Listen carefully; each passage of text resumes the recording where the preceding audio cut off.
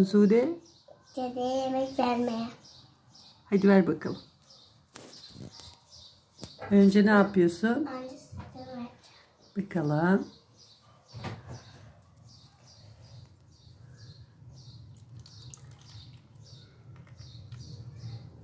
Döküldü, sileriz, bir şey olmaz. Şimdi suyunu getir.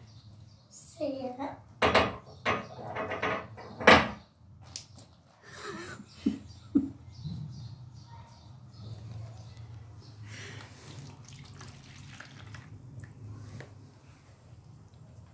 Şurup hadi mamayı.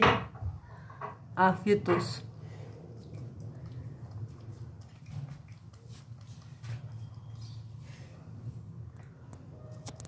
Acıktın mı? Şurup.